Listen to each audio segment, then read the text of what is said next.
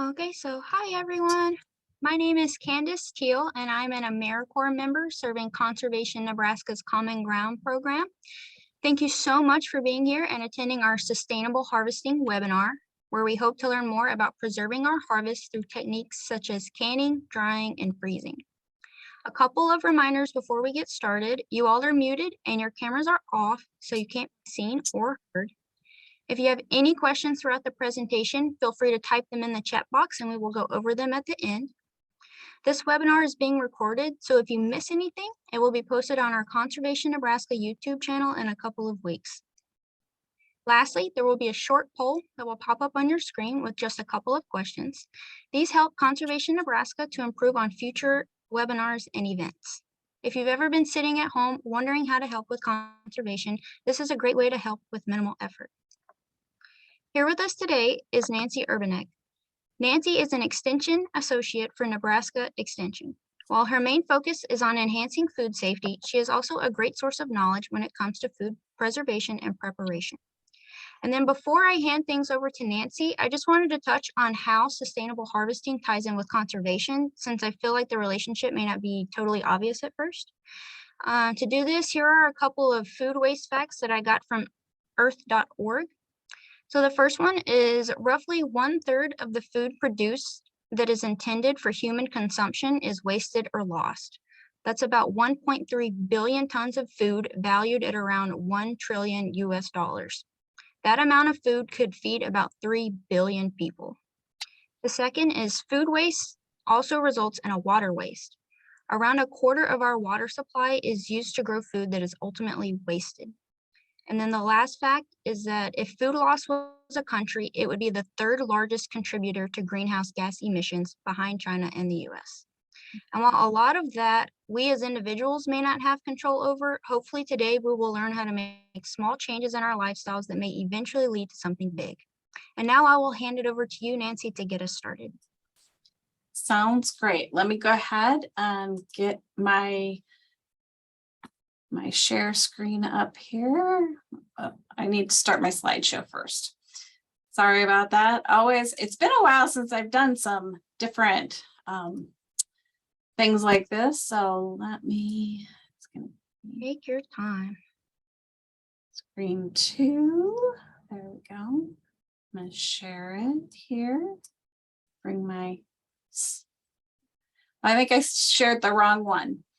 Let me go ahead and let's give this another try. I think you don't need to see my notes. You just need to see the presentation.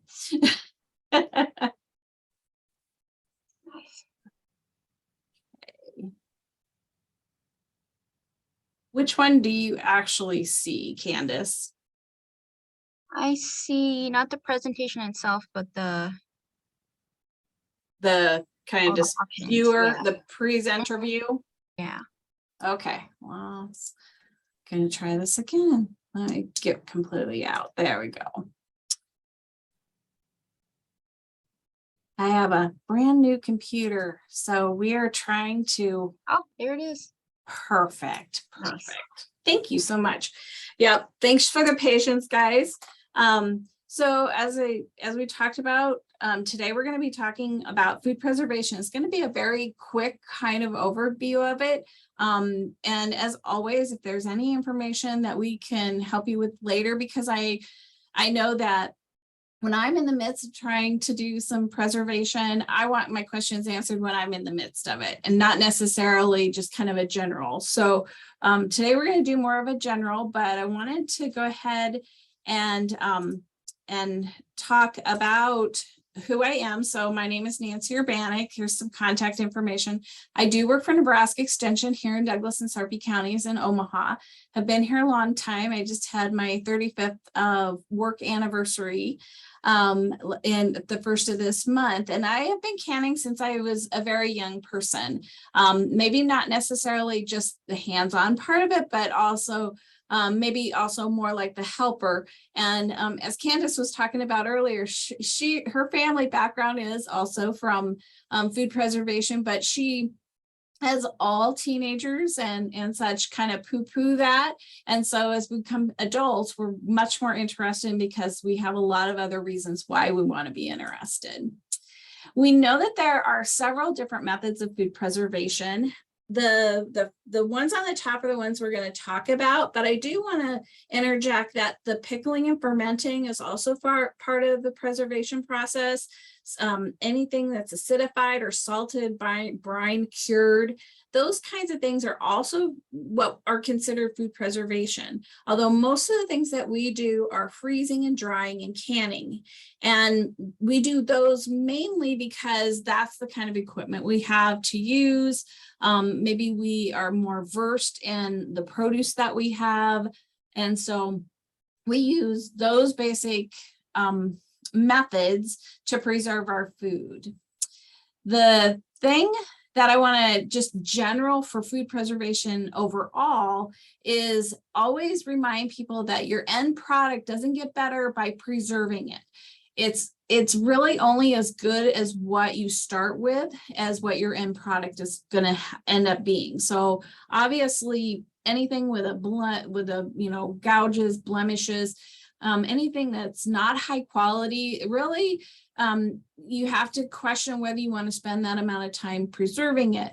Those are things that I use my blemished tomatoes. I use my lower quality tomatoes, but we eat those fresh. We're not using those to do long-term preservation on.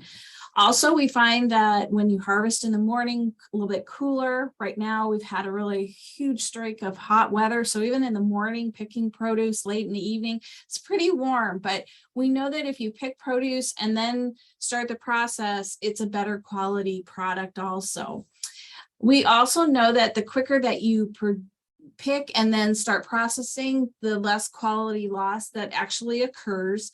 And then as always, we want to make sure that we do food safety at our forefront, because if you're trying to process things that are diseased or have chemicals or anything to them, they are not something that you should be consuming later on. So always making sure that you're washing your produce under cool running water, and you don't need soap or anything like that to wash it. When we had COVID, the beginning of COVID, people were actually cleaning their product with bleach and such, and that really, honestly, that's not a food grade thing. You wouldn't sit there and drink it, so you should not be putting it all over your produce. So making sure that you're just scrubbing it with a good brush, clean hands to get rid of that dirt and all of that bacteria that could be on it. So the first thing we're going to start with is dehydrating. And usually I start with the processing and canning and such, but today I'm going to start with the dehydrating, because actually the dehydrating is our oldest method of food preservation. It is something that has been generations and generations, and we're lucky that we have a generation that we can actually use commercial dehydrators. Makes the job so much simpler, makes it easier, keeps everything much more consistent. But when we talk about dehydrating, we want to make sure that you have those three things that are on the slide. You need to have a low amount of heat.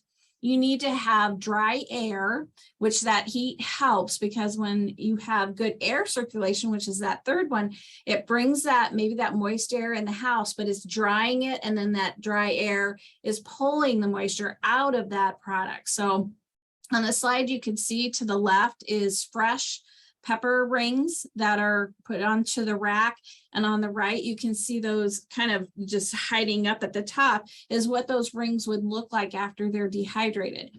Because we know that when we dehydrate, it removes moisture, and moisture is what is needed by bacteria and molds to thrive. So if we can get rid of that moisture, we can make that product shelf stable. And if you're curious about some information more in depth about dehydrating and using a dehydrator, this website at the bottom, that is food.unl.edu, using a dehydrator. And these addresses will go out later in that email that Candace is going to share with you. It goes through all the steps, because when we dry product, there are certain products that you have to blanch. There are certain ones that you have to prepare in a certain manner, whether it's the thickness of the product or it might be peeling or coring it. Plus, when you look at my pictures here, none of these items had to be blanched. The bottom picture is basically kind of a take on sun-dried tomatoes that you might purchase from the store. They have just a little Italian seasoning on them. They were sliced about a half an inch thick and then put onto the racks and dried. So there's certain things that we have to do when you're drying fruits and such. You might need to put them in an ascorbic acid or lemon juice to keep them from browning, because if they're sitting on a tray, having the air brought up around them, they will turn brown because of oxidation. It's like a banana. If you leave it out, it turns brown. So you want to make sure that you're following just those general steps. And those steps are actually highlighted in that video. We also know that a lot of people dehydrate because they camp or they hike. And when you dry your items, you're bringing that volume down because, of course, you're getting rid of that moisture, which then also makes it a much lighter product.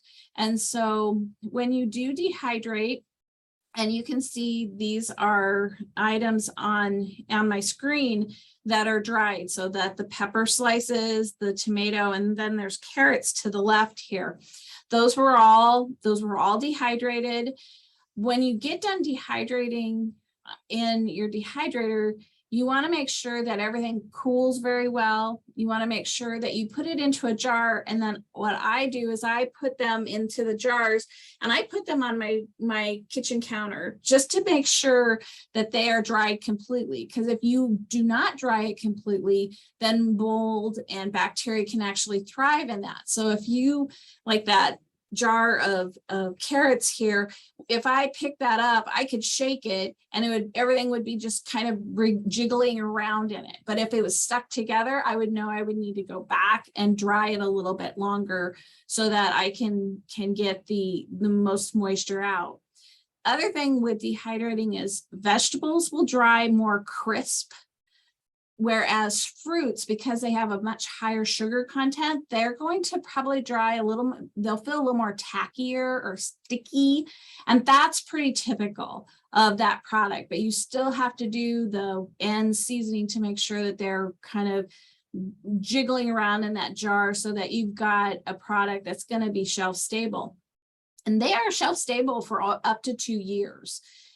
So you know when you look at dried products that they can last for much longer than what we recommend for our freezing and our basic canning items.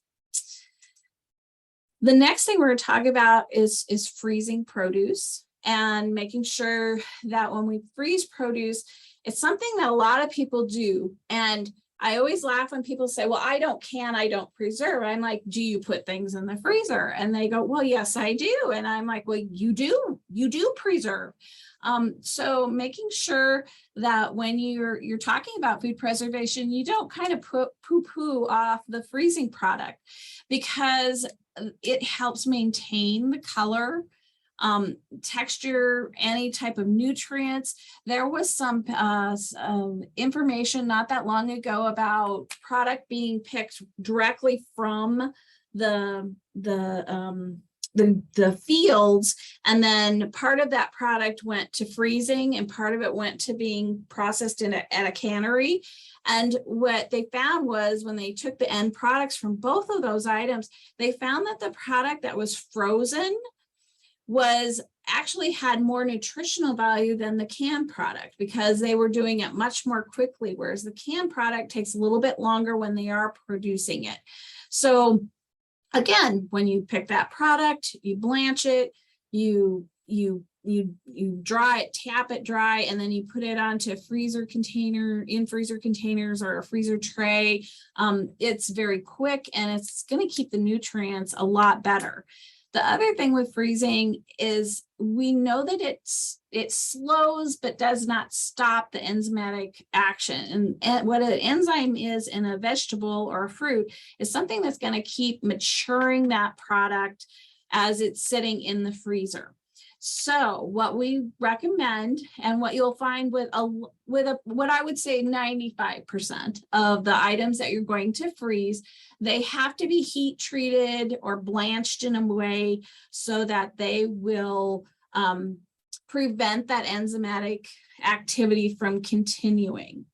And I believe it, yep, here it is. So these are just pictures of items that are blanched.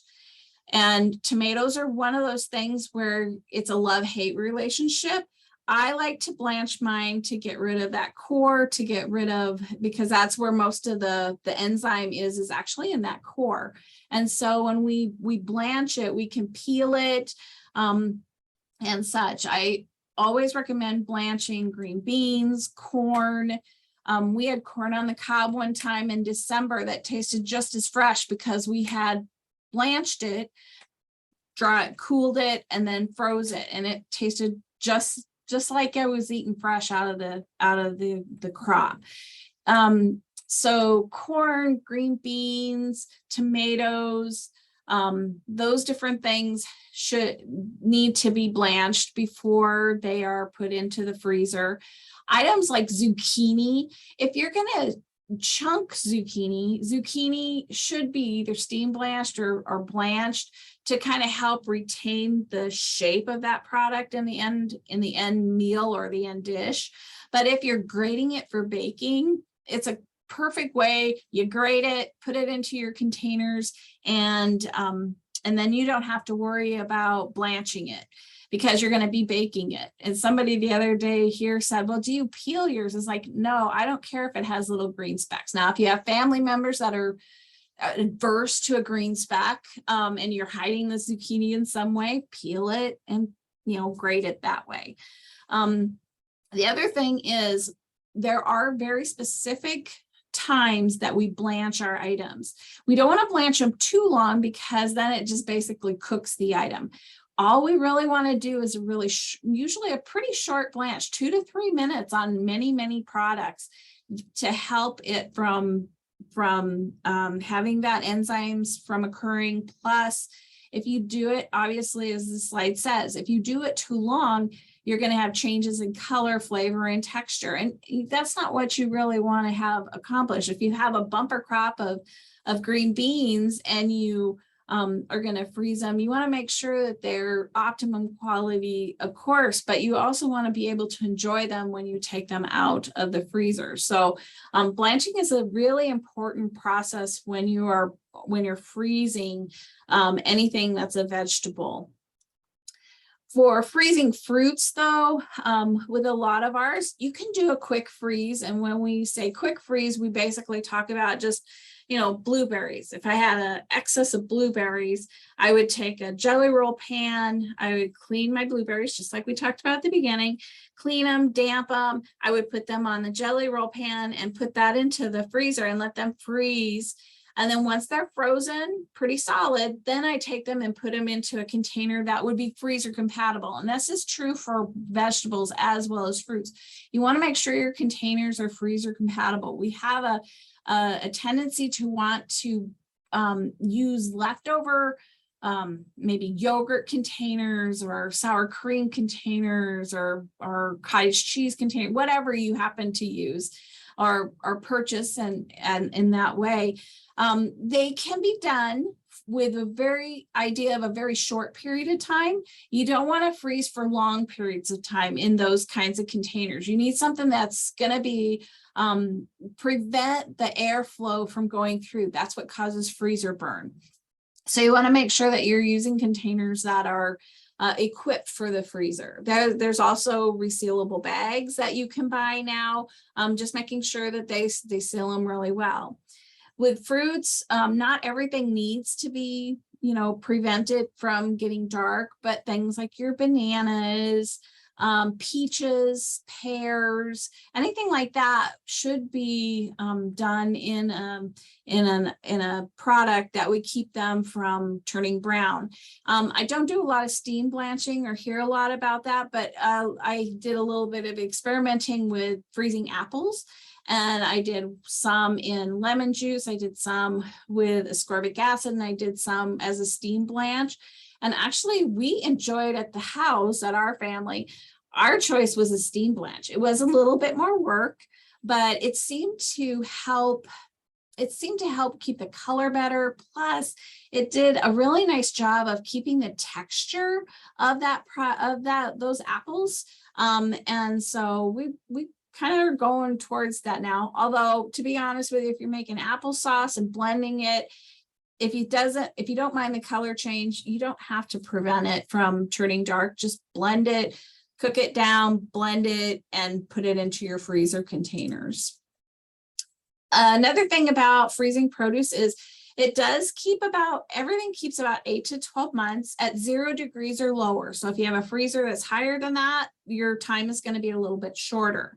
There is a resource on Food.unl that is about food storage. And it doesn't just give you produce and such, but it also gives you things like meats, dairy products. So if you're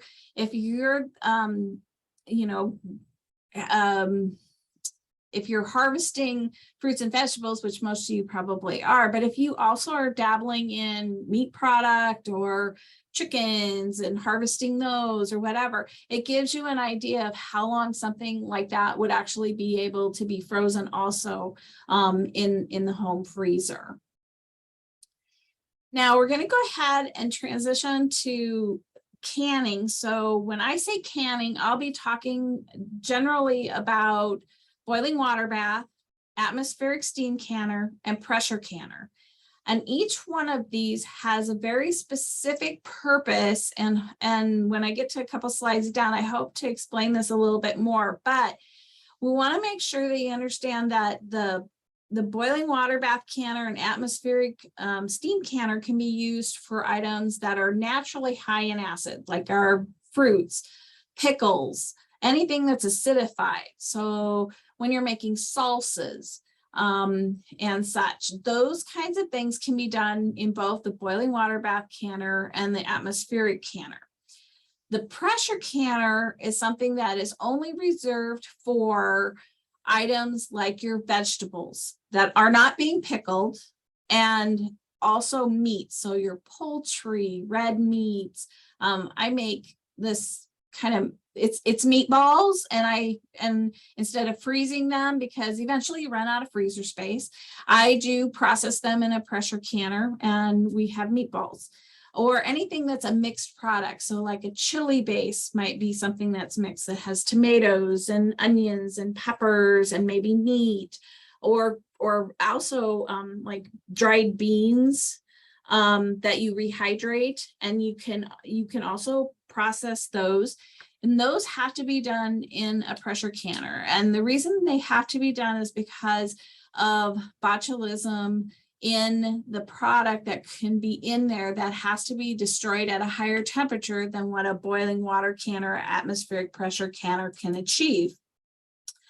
The other thing about processing things in a pressure canner, or even any of those three methods, is all three of those methods will help destroy microorganisms because they reach a high enough temperature. So like our boiling water canners would be at 212, atmospheric canner would be 212 also. Pressure canners get up to 240. So when we get to that, I'll explain a little bit more, but also we know that it also destroys the yeast and molds. And yeast and molds are just common in our environment. That's okay. There's nothing wrong with that. But if you want to have something that's vacuum sealed and is shelf stable, you have to do the best you can to make sure that you're destroying as much of those yeast and molds as you possibly can. And to do that, you do have to use one of those three methods. So here's just general information and the pictures of what I'm talking about for boiling water bath canner and atmospheric pressure canner. The one on the left is the traditional kind of enamel kind of look. They come all shiny stainless steel. There's all kinds of different ones now. And so it's really funny to see people say, oh, my grandma used to have that. I'm like, well, I still have something like that. It hasn't rusted through. It's great. It does what it needs. It has a rack from the bottom. The one on the right is what I'm talking about when I'm talking about atmospheric steam canner. University of Wisconsin, about 5 years ago did really more in-depth testing about atmospheric pressure canning. Both of these, again, can be done for product that has a pH of 4.6 or less. The biggest difference between these two, though, is that the boiling water bath canner, you have to have the water up at least 1 to 2 inches above your jars. They have to be submerged in that pot. So the top has to be pretty high. You have to have a pretty tall, deep vessel to be able to do that. With the atmospheric one, though, and I don't know if you can see my arrow, but this bottom part is what holds the water. And there's probably maybe 2.5, 3 quarts of water that might be in there. And the rest is just, you put your jars on here and that dome sits over top of it. To the back, there's a little hole that the steam comes out. And on the very top up here is the indicator bar of whether you're processing it correctly. And so both of these, again, will bring your product up to 212 at sea level. And so when we talk about that, those food products, the fruits, the pickles, sauerkrauts, jams, jellies, salsas, tomatoes, any of those things that if you brought them up to 212 for a particular amount of time would be safe to be shelf stable. So the other thing with that is, again, I kind of wanted to be able to give you references to move towards, but we do have some a great video on food.unl that is on the boiling water bath canning. We don't have a whole lot on atmospheric yet. There's some development of that's occurring, but for looking at boiling water bath canning, this one right here to the left, this video does a really nice job of giving you step-by-step directions, which I'm always really big in knowing how to step-by-step do things, because you don't want to miss a step. So you can find that information here. So the amount of water, trying to kind of figure out what I talked about, but the other thing with the atmospheric pressure canner, unlike the boiling water bath canner, because this is full of water when you're processing, and this has a smaller amount of water and the steam is coming out. If you have a product, say it's a salsa or tomato recipe that it needs to be processed for more than 45 minutes in a steam canner, you cannot do that. And the main reason is if you allow it to heat and steam for 45 minutes, you run the risk of it running dry in there. And then it would not be accomplishing that 212 temperature that you're hoping to accomplish. So you want to make sure that you read those directions. And actually on canning equipment, there is information on step-by-step on the pressure, on the atmospheric steam pressure, also explaining that information too.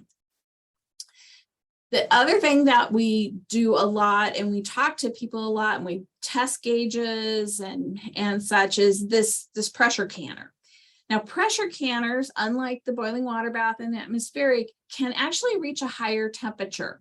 So when we talk about jams, jellies, sauerkraut, pickled products, again, those only need 212 to destroy all the yeasts and molds and such in them.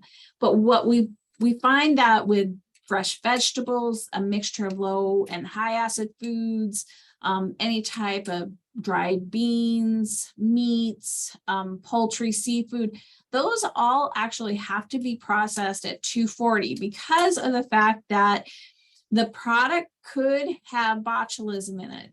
So when we do beets come, it's a root crop. We pull them out, we clean them, and we do our best. We heat them and we peel them, and then we put them in jars and we're processing them. The processing time and the temperature has to be high enough to basically kill anything that we can't physically see. So we want to make sure that when you're processing in a pressure canner, that you are at that high pressure, because you want to destroy any of the Clostridium botulinum that might be in it. an individual, and I couldn't find the video today, but there was an individual that did green beans, and she actually contracted botulism. And it was either out of the University of Colorado or University of Utah. I can't remember which one. But when she did the video and I originally watched it, there were just a lot of things that she didn't do right. And the biggest thing was her green beans. She did not process them in a pressure canner. And I thought to myself, okay, how do we explain this so that people understand that, when they call and they say, well, I've always done it in a boiling water bath. I just let the water boil for 2 hours. Isn't that enough? Remember when I said that a boiling water bath reaches 212? If you boil it for hours and hours and hours, it's only going to be 212, never going to go higher. But if you put something in a pressure canner, you can bring that pressure up, bring that temperature up. And then when you hit that temperature for the correct amount of time, it will actually destroy the Clostridium botulinum that could be in that product. So even though if you process something in a boiling water bath, you're never going to reach 240. Clostridium botulinum can live at 212. It can't live at 240. So, excuse me. So that's the main reason why we say that understanding what goes in a boiling water bath, what goes in a pressure canner, and the reason that they're put in those different categories is to destroy the Clostridium botulinum that can occur. Again, whether it's the boiling water bath or pressure canner, this website that's listed here gives you step-by-step directions and explains it even further and in depth than I can do tonight. This is just an overview of Clostridium botulinum. Again, knowing that it can't survive at 240. The spores don't germinate in an acid environment. That's why, like pickled peppers, pickled beets, any type of pickles, because you're adding an acid to that and then processing, those can be done in a boiling water bath because the spores can't survive in that acid environment. The spores are destroyed at that higher temperature, which is 240. Plus, when a pressure canner is used, it has to reach that high temperature. And this here, there's two different kinds of pressure canners. There's the dial gauge, which we can actually, there are many offices of extension that will test those gauges for you for accuracy. And then there's also this weighted gauge, and you can see it says 5, 10, 15 pounds pressure. And so when you look at a recipe, it will tell you how many pounds pressure for how long something needs to be processed for it to be shelf stable. Other things about, your canner is basically this is kind of called a counterweight. So up here is a counterweight. Also, the dial gauge will have this, the counterweight will be here. If you don't have a dial gauge, you probably have this and just a plain weighted gauge. The other thing with a weighted gauge is it might come with little stacks, or it might have 3 different sizes, which would be 3 different weights. All of your pressure canners now, the older ones don't. I have seen some really old ones that still are in pristine condition. The gauge works great. Everything looks great. It just doesn't have some of these features. So like there's a vent lock here.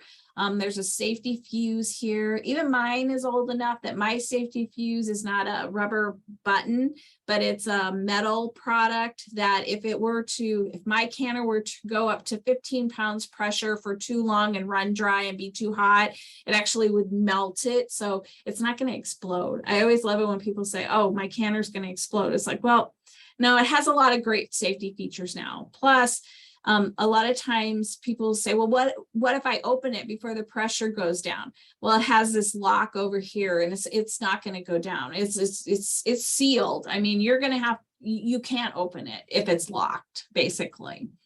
So again, all the different parts of the canner and such. There are some just general canning rules. I went, more specific into the two, boiling water bath, atmospheric, and pressure canning. But some of the other things that I wanted to just point out today was, we have many food that, as long as it's processed and prepared for the correct amount of time, it will be safe.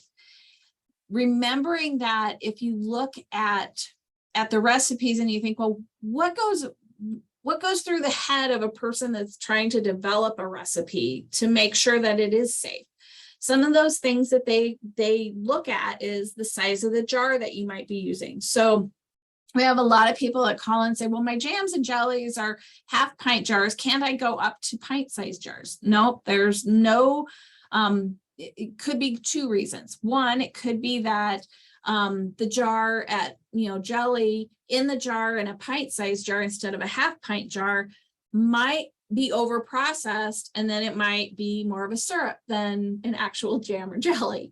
The other thing is that if you can always go down a jar. So when I do green beans, we typically do pint sized jars. Our son moved out. He was alone in his apartment. Pint sized jar is way too much for him. So we went down to half pints, but you have to process them the same amount as the pint jar. So, it might seem a little over processed, but to me, it was a much more applicable portion size for him. So there was no waste. Another thing about canning product is the size of the food. So we've had a lot of people get really upset when I say, well, the literature says no diced tomatoes. Well, I can buy them diced. I can go to the store and buy diced tomatoes. Why can't I do that? The research has said that if you dice it, the size of that tomato diced is more packed in that jar than what is safe for the heat to penetrate all the way through to the center core of that jar. That's what you want to accomplish also when you're canning. And then the consistency of the food. We have people that sometimes will say, well, I have a lot of winter squash. What can I do with it? Pumpkins and such. You can in a pressure canner winter squash. The only thing is you cannot take that winter squash, heat it, puree it, and then put it into the jars because the consistency is too thick.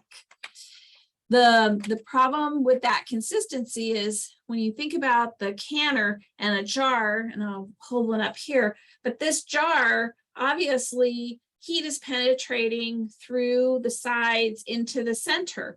If you have some product in this jar that's really, really thick, think of it as insulation.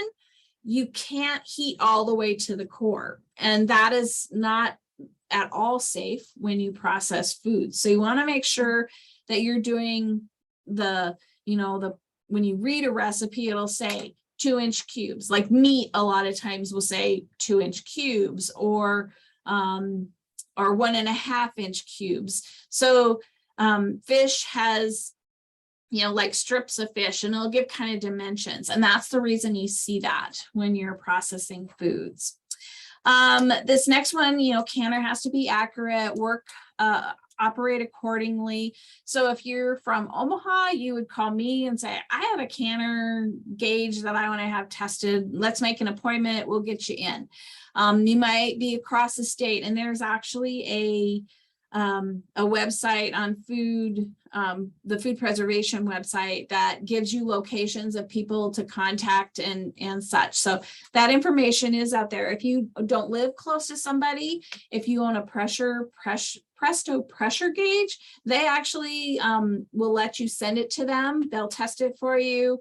If it doesn't test right, they'll tell you. If it does test right, they ship it right back. So and that's actually for our testing gauges, we have to send them off yearly to be tested. So we advocate for yearly testing. Elevation is important because remember when I said that a pressure canner gets to 240 and boiling water gets to 212? That's at sea level. So if you move up in the atmosphere and you do some of the math and science, you know that that pressure drops, and also the temperature of boiling water drops. And so you'll see in creditable recipes, research-based recipes, that at certain altitudes, it will tell you how long you need to process something or what pressure needs to be at, 2000. So if you have a dial gauge and you live in Omaha, instead of doing 10 pounds pressure, you would do 11 pounds pressure. It makes up for that altitude adjustment.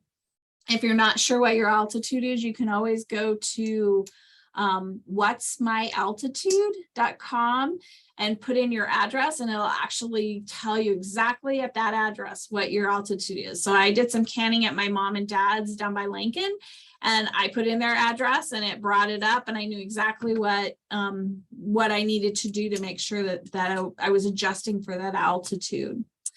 Also making sure that you follow reputable sources and such, and beware of Granny's methods. I love my grandma, don't get me wrong. She had some great baking recipes, and I do have some of her pickling recipes, but they are by no means products that I would ever make now, because I know they're not safe. I love her. And I do actually make some of them, but we don't process them. We just put them in the freezer. So if you have a recipe maybe for salsa that you love, that you can't find a creditable recipe or a resource that looks exactly like it or is very, very, very, very close to it, you can definitely make it. Just know that you shouldn't be processing it in a canning jar for shelf stability. You can freeze it or eat it fresh, but either way is very acceptable. But again, if you're not following recipes that have been tested and such, you need to make sure that you're not putting yourself in harm's way. But again, you can freeze it, you can eat it fresh, you just can't can it, basically, is what I'm saying. This website here that I have on here is just talking about elevation if you want more information on that. This is just talking about up-to-date tested recipes. Again, we have a food preservation website that is being overhauled on our website. Looks great. Our people have done a great job of it. Still a little bit more to do. We need to keep working on it. But there's also National Center for Home Food Preservation that you can go to and find creditable recipes and such. By no means, there are recipes out there. There are other institutions out there, Purdue, Penn State, North Dakota, South Dakota, Utah. We actually are in a conglomeration with North Dakota, South Dakota, Washington State Extension, Utah, and Illinois, that we work together as a group to make sure that, I had a picture of some canned beans that came in about a week and a half ago, and I sent it off to them going, I have no idea what this is. And one of them was like, well, these are some ideas. And another one said, well, this is some ideas. And basically it ended up being that, okay, whatever it is, it's not safe. It's growing something in it after it's been processed. So we know it's not safe. The person was okay with that, but she, having kind of the mastering of the minds is really good, because I can question things and so can they, but we kind of all come together with the premise that we're trying to do the safest product that we can for our individuals, because I love my family. I would never want to do anything to put them in harm's way. So again, up-to-date tested recipes. The other thing with product when we're canning and talking about canning is a lot of people a couple of years ago had problems finding lids and different things. And there are many lids out there. Don't go with knockoff lids. A lot of people lost a lot of product because they were purchasing what they thought was a great deal, and it actually wasn't a great deal. We have a lot of people that are trying to unload lids now because they basically hoarded lids for a little while. And I will admit, I gave a lot of lids away last year because I was like, I don't know whatever possess. Every time I went someplace, if I saw lids, I would pick up a couple boxes. I'm like, this is not me, because I know how much I can in a year. So making sure that you have your lids. The other thing is when you process your products, whatever technique you use, have to use, you want to make sure you're waiting about 12 hours to check that seal. Because when you, and I don't have a lid here that's open, but if you think about the lid that you put on top of that jar, this one has the ring on it. And so here's my lid. On the inside of this lid is this rubber gasket. And as it's heating, it's allowing the air to come out of that jar up around that gasket and out into the canner. That's what gives you that vacuum seal. But if you somehow disturb that seal, that rubber gasket, when it's hot, it can actually break the seal. And I think that's what happened one time when I was canning some corn, like corn chowder. Instead of bringing my jar nice and up out of the canner, it was tilted. Ended up tilting it. So think about that. If this was hot and I tilted it, all of my product would want to come off onto that gasket, which can break the seal that I've spent all this time trying to get out. So when you're bringing things up and out of the canner, you want to bring it up, you want to bring it over and put it down onto towels or a rack of some kind, so that you can allow that gasket to stay settled. Also, another thing is most people, they have water on top of it, whether it's coming out of a pressure canner or at any atmospheric or boiling water bath. And our first indication is, oh, I got to dab this. Don't dab it. It'll evaporate. I promise you. It always does. It never ceases to fail me that it evaporates. It may not look great on the top, but it does evaporate. Again, if you dab it, you break that rubber gasket seal and you run the risk of not having a shelf-stable product. We do recommend removing the screws, this band right here for storage, and washing it, just a gentle wash. I just take a sudsy rag and just wash it out, because sometimes I did some cabbage slaw the other day and after I had pulled it up off of the towels and such, I could see some purplish color. Well, there was stuff on the outside of that jar. That's not unusual for that to occur.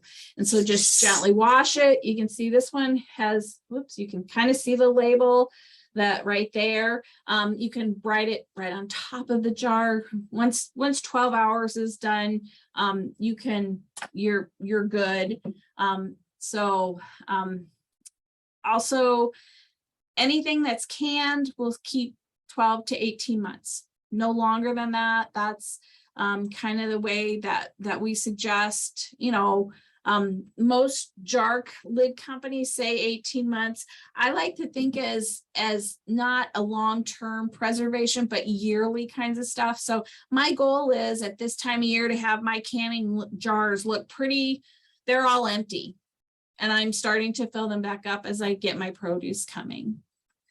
I think I only have a couple more. And so you can kind of see, this was an earlier picture, of course. I keep a tally sheet just to kind of see if my, in my canning area where I keep it's down in kind of a basement. It's cool, it's dry, it's not real light. It's got a little light, but not sunlight. So keeping it, you can see where all the jar lids are off, but we just keep a tally sheet to kind of see how much. And then I look back on previous years just to see what I had. Maybe I had a good product, and we had a lot of green beans one year, and I'm like, we got to get rid of these. There's too many. Plus, when you use your canned goods, you spend all that time, you don't want them getting old on your shelf. So these are just some different meal creations that come with some ideas, like, if you have dried product, You can rehydrate it and make beef vegetable soup. Pesto, I've got to go home tonight and make pesto. My basil's going crazy. So pesto pizza from the freezer. My red cabbage slaw. We're not going to use it on burgers. We're going to put it on street tacos. We're really popular at our house. Tacos seem to be our go-to meal a lot of times. A pepper onion relish, maybe on top of your pork. I put tater tot casserole here, which we laugh about at our house because I do purposely I can mixed vegetables just so that I can have tater tot casserole at our house because we really like it.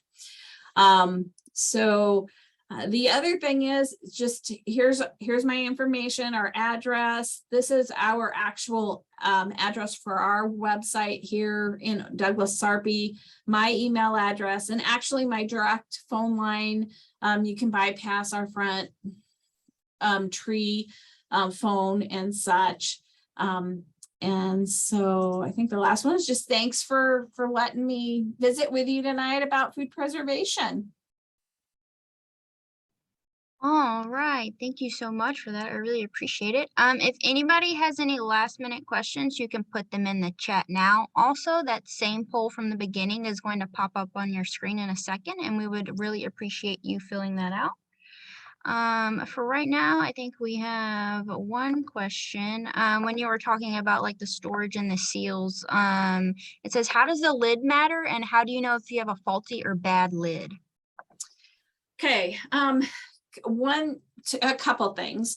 If a lot of times if you have a faulty lid, it won't actually seal when it comes out of the canner. So that's your first indication that there's a problem. The second thing is I find that if you leave your rings on when you're storing them, that sometimes the lid will pop off. And then because this ring is holding it in place, it'll actually pop back down.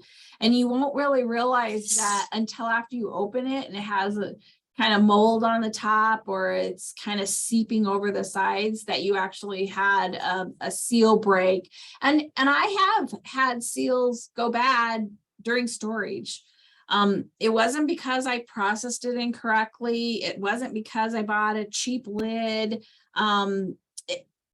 It just happens once in a while, and that's okay. I mean, not everything is 100% in the world, unfortunately.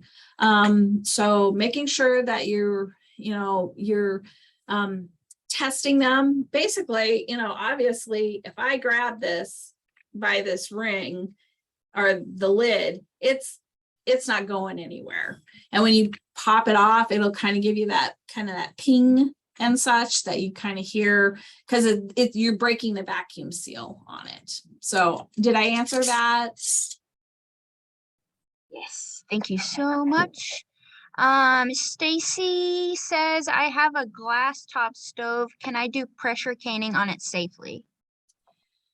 I'm going to hedge my bet and say no, but what we're finding that most manufacturers are saying that you should contact them and ask them directly if the canner can sit at that temperature for a period of time on that glass top stove without voiding your warranty.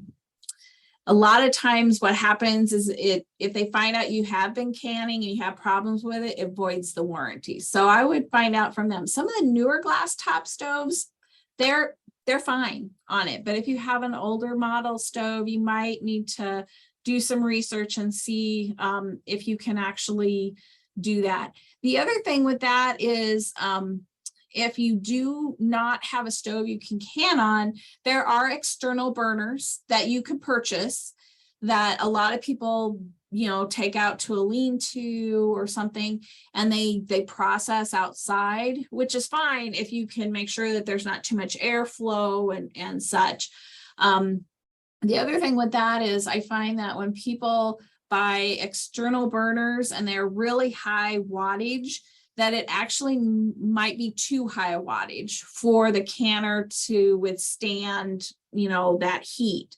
So you might need to kind of it's like finding the sweet spot on your stove to get your canner to stay at 11 pounds pressure. That's kind of what I'm getting at. All right, we have another question. Can you mix and match lids from different brands if they fit? Yeah, there is no problems with that. So like these happen to be Ball. I also have Harvest Made, and I have Tatler, which is the reusable ones. They are different than these. These metal ones are a one and done kind of thing. Tatlers take a little bit more finessing when you're trying to use them. Following their directions exactly to the letter will help you. But yes, you can, as long as they fit on your canning jars. And because all canning jars are made the same. So the same width, unless you're buying from Canada, unfortunately. Canada has a little bit different dimensions, but they're on a metric system and we're not. Okay, someone asked for your email again. Is it okay if I put it in the chat? Yes, that'd be fine. And then, what is the point of a single-use lid? Well, basically in the United States, and I will preface that, in the United States, all of the testing has been done with single-use lids. The reusable lids are very common in European countries. They just have a little bit different system than we do. The one thing with these metal lids is they're manufactured and developed for a single use, unlike the Tatler lids that I referred to that had it's kind of a white lid, and then it has a rubber gasket that's separate from it. Those have been developed for multiple uses. So these, if you try and use it again, you may have failure in sealing. Whereas a Tatler, because it's developed for that multiple use, you should see until, I think it's like 15 times that you can use it until you're supposed to replace the ring. Okay, and then I had a couple of questions too. I'm sorry if these are silly. I like only recently learned how to boil an egg. So, can you use like an oven or an air fryer in place of a dehydrator? You can use an oven. I've never used an air fryer. I don't think the temperature of an air fryer can get low enough without like kind of heating the outside. It's called case hardening. So with dehydrated items, you want to gently pull that air out. You don't want to heat the outside, but an oven you can. If you get your oven down to a low enough temperature and you have racks, the one thing with an oven and with any kind of dehydrating is it takes a really long time. So right now, we don't even want to have the oven on for a really short period of time, unfortunately. But if you have a lot of product, you can use an oven. They recommend the lowest temperature you can put it on, putting it on, cookie sheets or racks so it's up off of a hard surface, and then leaving the door slightly ajar and then having a fan that can move that air in it. Because of course, with an oven, unless it's a convection oven, which actually the fan only turns on at a higher temperature sometimes, is that it needs that air circulation. So it looks like a crazy contraption when you're trying to do it that way, but you can accomplish it in an oven, yes. Okay. What is the longest you can keep a product canned, and how can you check if something is going bad before it's too late? Well, you can keep canned goods that have been home processed 12 to 18 months. And like I said, I always like to just, know what I'm going to need processed that will last us about a year, because I'm very fortunate. I have access to product and produce. And if I over can, and then it goes to waste. When you're talking about product that may be not safe to consume, like the dried beans that the individual sent me about a couple weeks ago. When she looked at the jar, she knew that there was something amiss, basically. So, us telling her that we didn't know exactly what it was, but it wasn't right. She knew that. And I think everybody in their gut kind of knows when things aren't right. You just kind of feel it, couple things. If your jars are in storage and they become unsealed and they're, when you go down and things smell, that's usually a sign that there is yeast or molds that are growing on it. The thing with Clostridium botulinum is you can't smell it. You can't taste it. It takes one tiny little speck to make you sick.